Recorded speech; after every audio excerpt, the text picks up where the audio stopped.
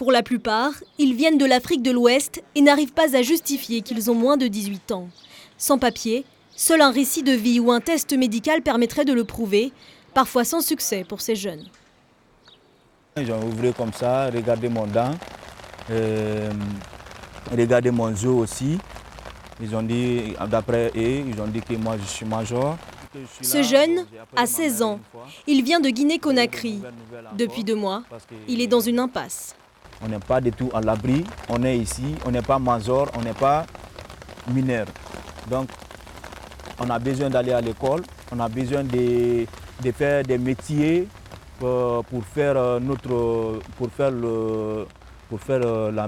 bonne vie, la meilleure vie comme les autres. Comme d'autres, il dort dans ce parc en plein cœur de l'île et mange grâce à la solidarité de quelques-uns. Depuis peu, Médecins sans frontières a décidé d'intervenir en installant des toilettes et en apportant bientôt un soutien médical et psychologique à ces jeunes. Il s'agit aussi d'alerter les pouvoirs publics. On ne peut pas laisser pourrir une situation comme ça.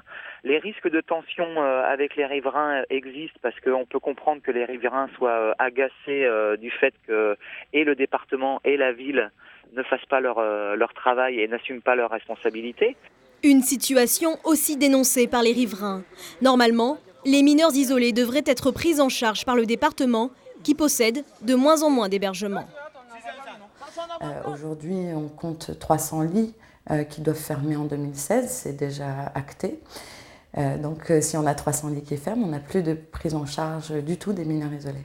Donc ils se retrouvent à la rue. Donc ils sont dehors, mineurs et sans parents. Le nombre de mineurs isolés étrangers a augmenté dans le parc des Eaux-Lieux. D'une quinzaine il y a 1 an, ils seraient maintenant plus de 80, livrés à eux-mêmes.